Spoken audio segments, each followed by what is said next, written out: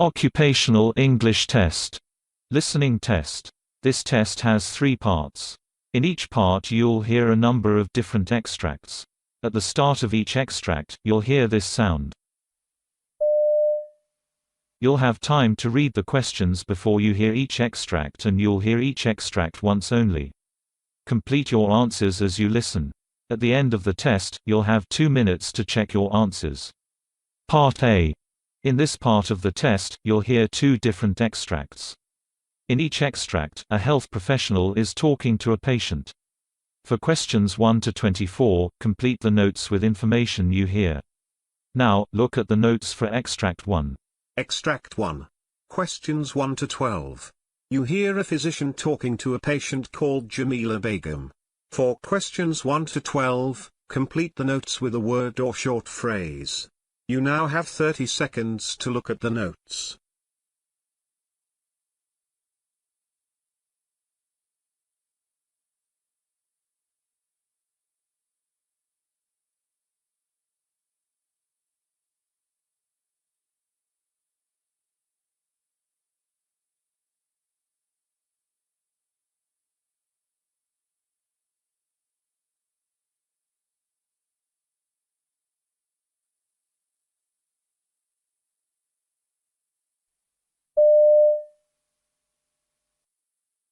Hello, doctor. Hello, Jamila. Can you brief me about your health issue? Yes, doctor. Actually, I approached a physician about my abdominal pain 8 months back. On my chest x-ray, I had a possible infiltrate, and he thought that I might have pneumonia, and I was treated with some antibiotics and prednisone. However, the symptoms improved for a short period only, and it didn't cure my disease completely. Besides, my pain had worsened by the end of the month, and I was admitted to an emergency ward. This time my chest x-ray was compatible with pleurisy, and I was treated with Percocet. However, I was given another prescription for Ultram since I had nausea and was vomiting with Percocet. Eventually, I was referred to another doctor and was diagnosed with splenomegaly. A repeat ultrasound showed an enlarged spleen of 19 centimeters. My positron emission tomography scanning showed diffuse hypermetabolic lymph nodes of 1 to 2 centimeters diameter and an enlarged hypometabolic spleen. Finally, I had my lymph node biopsy on the right side of my neck last month, and mantle cell lymphoma was detected. 2 weeks ago, I had a bone marrow biopsy that showed involvement of bone marrow with lymphoma and also circulating lymphoma cells on peripheral smear. And your age? 45, doctor. Okay. What medications are you taking? Estradiol, Prometrium, 200 milligrams, Ultram whenever I get pain, baby aspirin, Lunestra for sleeping, and iron supplements. Are you allergic to any medicine? No, doctor. Tell me about your previous medical history. Yes, doctor. I got my tubal ligation in 2001, and a cyst from the left side of my neck was surgically removed in 2005. I had tonsillectomy, and I get occasional migraines. Do you smoke or drink? No, doctor. May I know your job profile? Well, I'm working as a project manager. Tell me, is there any family history of diseases? My father had emphysema and colon cancer when he was 68, and my mother has hypertension and arrhythmia. Well, your HEAT diagnosis shows the oropharynx is benign. There is shoddy adenopathy in your neck, though, and your abdomen is soft and non-tender and shows the palpable spleen approximately 10 centimeters below the right costal margin. Your mantle cell lymphoma is confirmed, and I would advise that you should go for chemotherapy with hyperfractionated cyclophosphamide, dexamethasone, doxorubicin, and vincristine. Discontinue aspirin for now and continue estradiol and prometrium. Take Ativan as and when you feel anxiety. You'll be given allopurinol from today and hydration further so that you can avoid tumor lysis syndrome. I will plan to add Rituzan a little later on in your course since you have circulating lymphoma cells, and I'm planning to get you evaluated for bone marrow transplant in first remission.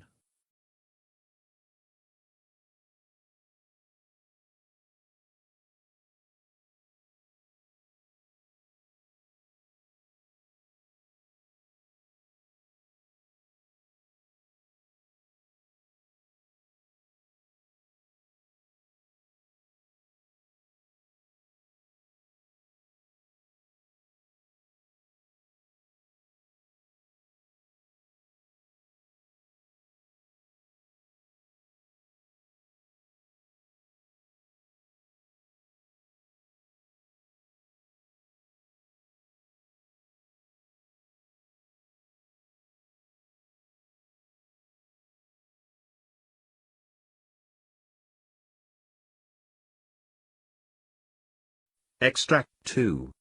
Questions 13 to 24. You hear a doctor talking to a patient called Daniel Anderson. For questions 13 to 24, complete the notes with a word or short phrase. You now have 30 seconds to look at the notes.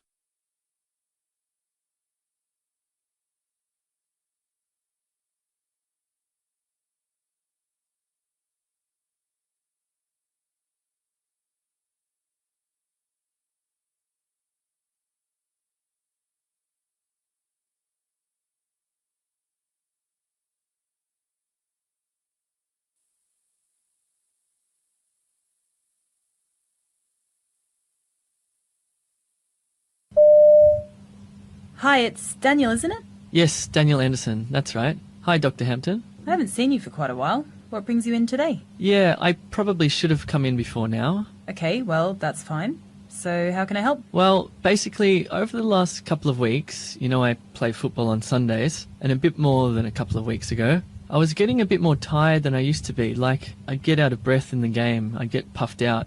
But more recently, it's been little things like walking up and down the stairs and stuff like that. That's got me a bit tired as well. So I was just wondering what's wrong with me, really. Okay. When did you first start feeling poorly? Can you remember? That's the thing. I had a cold, you see. Well, I thought it was a cold. I had a sore throat, and I was quite under the weather for that, but I've never really recovered since then. And how long ago was that? That'd be about a couple of months ago now. Couple of months. Did we see you with that? Well, so I made an appointment on the phone, but I didn't come in the end. No, I didn't see you on the computer. So you just basically managed that yourself and... Yeah, I thought it was getting better, but it's never really... I suppose that's never really gone away entirely. So maybe it was something more than a cold. I don't know. Okay. What symptoms were you getting with that cold at the time? Bad sore throat. My glands felt quite big as well, so I was just really tired, really, no energy. Were you short of breath at that time during the cold? Yes, but not as much now. That's why I've come in now, because it's gotten worse. It's got a bit more noticeable. But the cold symptoms have gone away now, pretty much. I still get a bit of a sore throat every now and again. Right, okay. When you're at rest, do you get short of breath? No. No. Okay. Ever had asthma? No, I've never had asthma or any sort of chest problems as far as I can remember. Nothing like that. And do you have a particular diet? Are you a vegetarian or anything? No, I'm not a vegetarian, but I hardly eat any meat either. I eat a lot of fried rice and instant noodles from the university cafeteria. The food's quite cheap. I know I should eat fruit and vegetables, but I'm a student. I suppose my diet is terrible if I think about it. Some days all I'd have is instant noodles and some hot chips and the usual 4 or 5 cups of coffee. You drink a lot of coffee then? Yeah, it keeps me going with all the assignments and things. Okay. Have you noticed any problems with abdominal pain or indigestion? No, nothing severe, no. Nothing severe? Have you had some from time to time? No, not really. Well, I've had some mild discomfort occasionally, but that could just be indigestion, I suppose. I don't know, it's something I've had on and off for years, really. It's nothing new. It's nothing new, okay. Any nausea or vomiting with this? No. What about your bowels? Have they been working normally? Yes, been fine. I haven't had any diarrhea or anything. In particular, not past any black or very dark motions? No, nothing like that. And what about family history? Is there a family history of people getting anemic, for example, for any reason, as far as you're aware? No, not that I can think of. No one's had any sort of blood disorders or anything? No, nothing like that, as far as I'm aware. My parents are very fit and active, and my brother doesn't have any health problems that I know about. Right, so they're all fine as far as you know. So, Daniel, did you have an idea in your own mind what this might be? I thought it maybe could have been related to the cold I had, because one of my friends did have glandular fever around like a few months ago because my glands were up. I thought it could be related to that.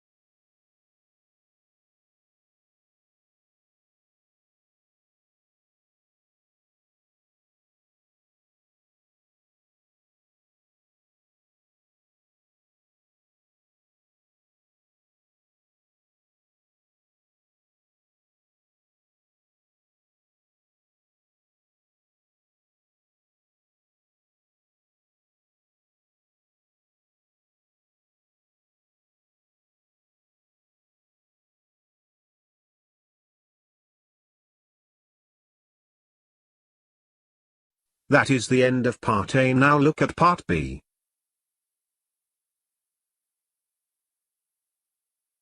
Part B.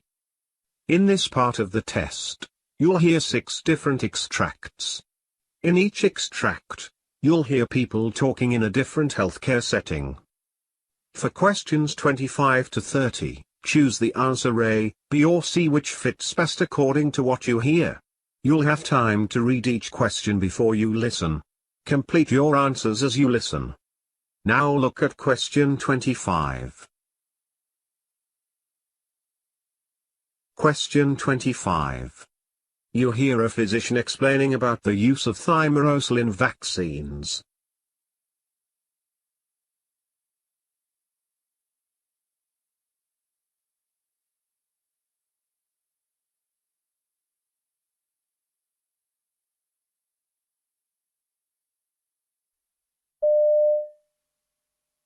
Thimerosal is a mercury-based preservative that has been used for many decades in the US in multi-dose vials of medicines and vaccines.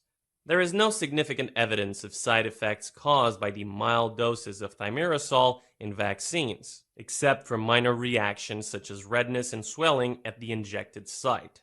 However, during 1999, the Public Health Service agencies, the American Academy of Pediatrics, and vaccine manufacturers agreed to reduce or eliminate thimerosal usage in vaccines as a precautionary measure. Methylmercury is obtained from certain kinds of fish.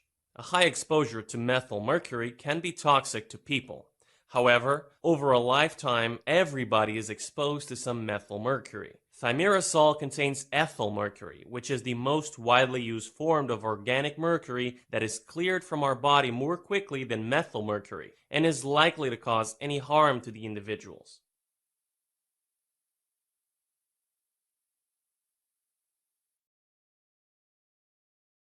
Question 26. You hear a discussion between a doctor and nurse about bronchodilators used to treat chronic obstructive pulmonary disease. Now read the question.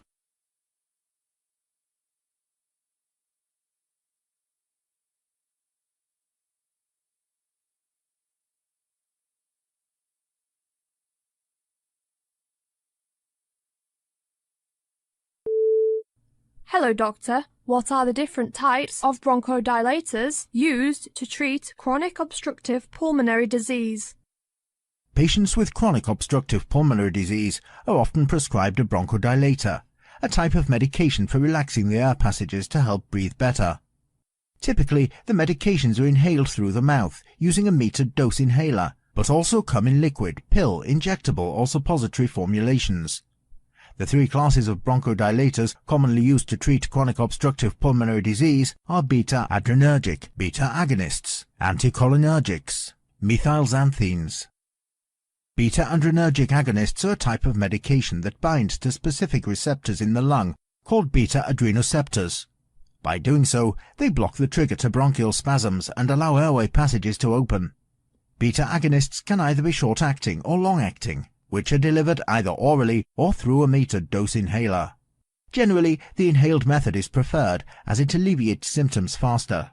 Anticholinergic blocks the neurotransmitter acetylcholine in the central and the peripheral nervous system to its receptor in nerve cells and inhibit parasympathetic nerve impulses. Methylxanthines affect not only the airways but stimulate heart rate, force of contraction, and cardiac arrhythmias at high concentrations.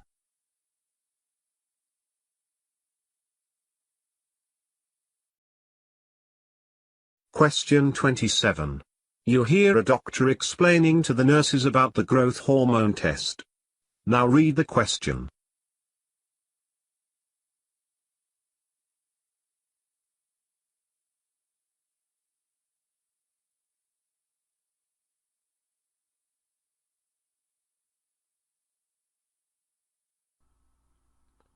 Growth hormone test. The growth hormone is very essential for the human body to grow. To find out why the growth of a child is slow, a growth hormone test called arginine and clonidine stimulation test is performed that will indicate the secretion level of growth hormone in the body. The child will be injected with 2 types of medicines during this test, namely arginine and clonidine, that will cause the body to secrete the growth hormone. Biochemically, the growth hormone reserve of the child is defined by the peak serum concentration after stimulation with a known secretagogue. While performing the test, nurses draw 5 blood samples at specific intervals to observe how many growth hormones the body is secreting. Prior to the test, the child should not be allowed to eat or drink anything except water after midnight. The test takes about 6 hours, so the child should be clothed comfortably. Generally, a short-sleeved shirt is suggested during the test. The nurse on duty should make sure whether the child is on any medications before scheduling this test, and they should explain to the parents of the child about the process and outcome of this test. The test will be performed in an endocrinology outpatient clinic, and the nurse should measure the weight and height of the child. Then the child will be taken into the patient room equipped with the intravenous catheter, which is used to inject the arginine into the child and to take the blood samples. However, the clonidine will be fed through the mouth in liquid or in pill form. This may lower the blood pressure and cause the child to sleep, so the nurses should keep on measuring the blood pressure of the child during various intervals. The child may be given fluids to drink during the test. However, before discharging from the clinic, the child should be able to eat and walk around. The child may feel tiresome throughout the evening.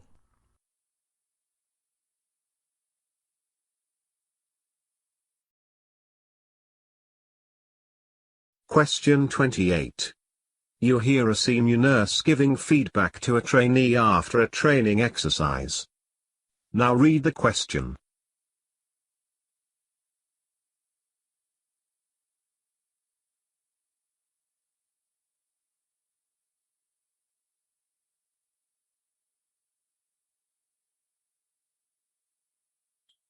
Okay, that went quite well, didn't it? But it took you a while to work out where the CPR board was kept. Yeah. So, what does that tell you about this scenario? We need to check where things are before doing anything else. Exactly. And of course, it takes a second or two to put the head of the bed down, because you've got to have that part of the bed flat before you slip the board in. I wish there was a quicker way. So, do I put the CPR board under, or would I normally hand it over to somebody else? It makes no difference as long as it's done.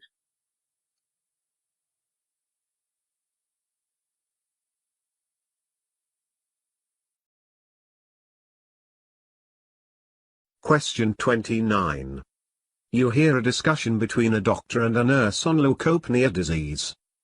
Now read the question.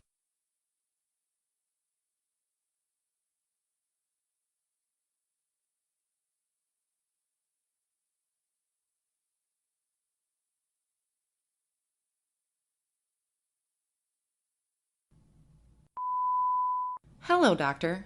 Can you explain to me what is leukopenia disease? Well, leukopenia is a condition where the patient has lesser white blood cells in their bloodstream, which is diagnosed with a blood test called a complete blood count. There are 5 types of white blood cells, and each of them protects the body from a different kind of infection. Neutrophils make up 55 to 70% of total white blood cells, and they fight off fungal and bacterial infections. Lymphocytes protect the body from viral infections. Monocytes are the largest of the white blood cells, and they fight against bacteria, fungi, and viruses. And they mend tissue damaged by inflammation. Basophils are involved in inflammatory reactions to allergens. Eosinophils fight parasites and play a role in allergic reactions and conditions, such as asthma.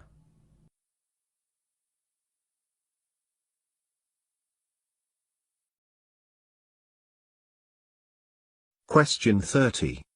You hear a discussion between a nurse and a doctor on Crohn's disease. Now read the question.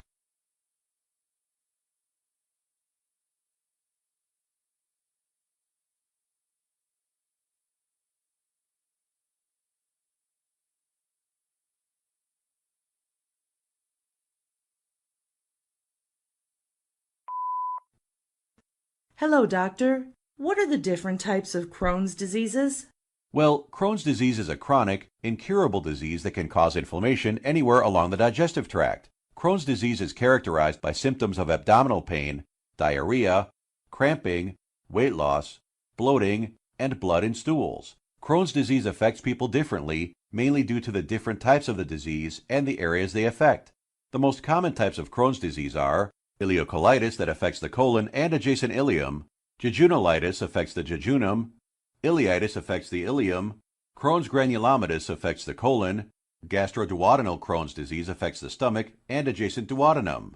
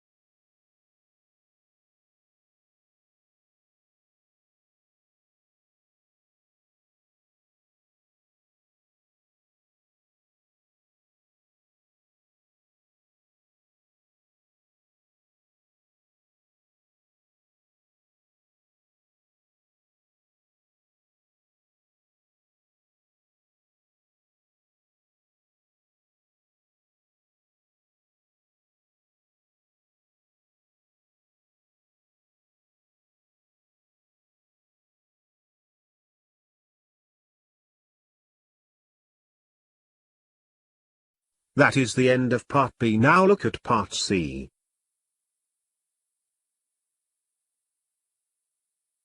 Part C. In this part of the test, you'll hear two different extracts. In each extract, you'll hear health professionals talking about aspects of their work. For questions 31 to 42, choose the answer A, B or C which fits best according to what you hear. Complete your answers as you listen. Now look at Extract 1. Extract 1. Questions 31 to 36. You hear doctor giving a lecture to the junior doctors on lung carcinoid tumors. You now have 90 seconds to read questions 31 to 36.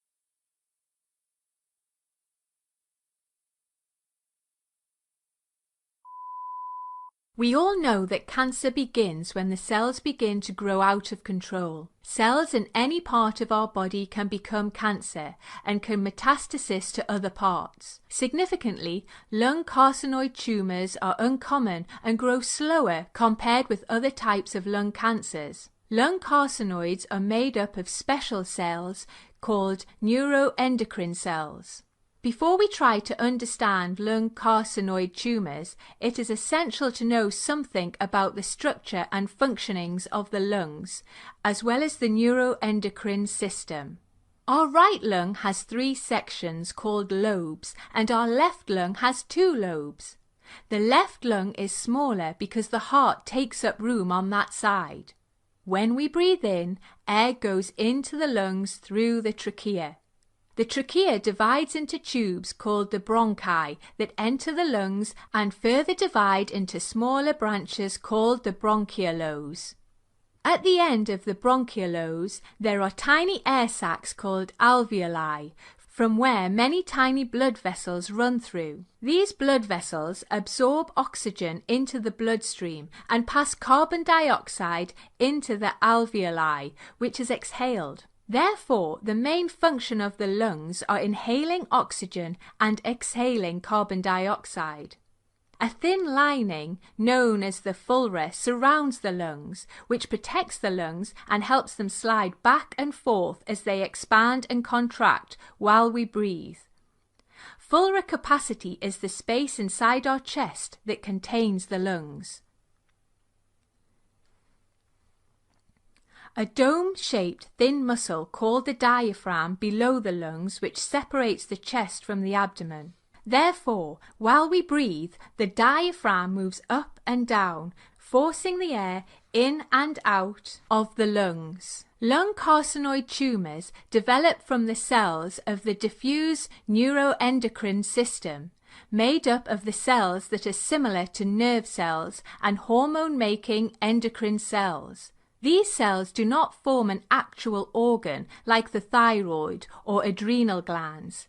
Instead, these cells are scattered throughout the body in organs such as the intestines, stomach, and lungs.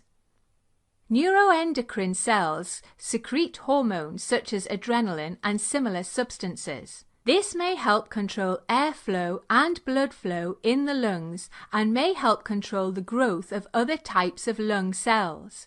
Neuroendocrine cells may detect the oxygen and carbon dioxide levels in the air we breathe and then discharge chemical messages to help the lungs adjust accordingly.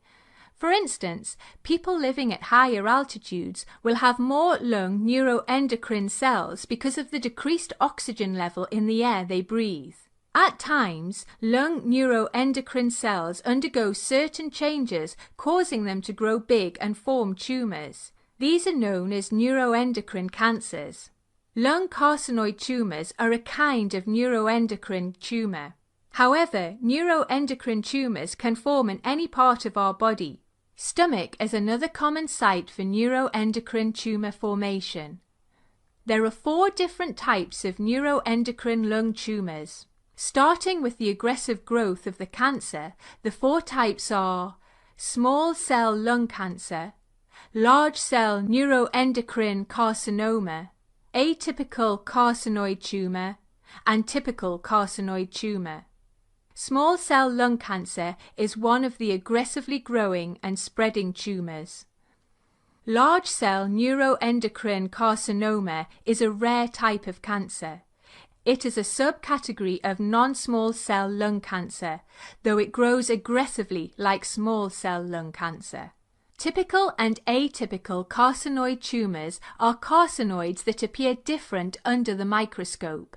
Typical carcinoids grow slowly and they rarely spread beyond the lungs. 90% of the lung carcinoids are typical carcinoids. Atypical carcinoids grow a little faster and they are likely to spread to other organs. They contain more cells in the process of dividing and they appear more like a fast-growing tumour. Unlike the typical carcinoids, atypical carcinoids are uncommon. At times, carcinoids are classified by where they develop from inside the lung. Central carcinoids form in the bronchial walls near the centre of the lungs, and most lung carcinoid tumours are central carcinoids, which are also typical carcinoids. Peripheral carcinoids form in the bronchioles towards the outer edges of the lungs.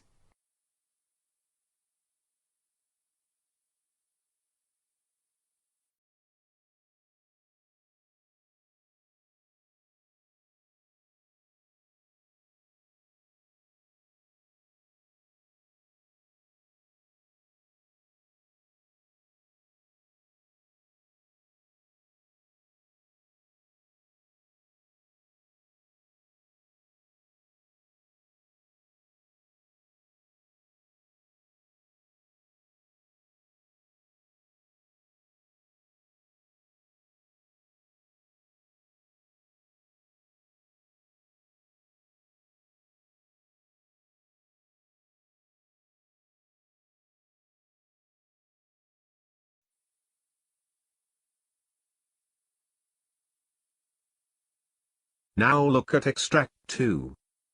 Extract 2. Questions 37 to 42. You hear the discussion between a senior doctor and junior doctors about pemphigus. You now have 90 seconds to read questions 37 to 42.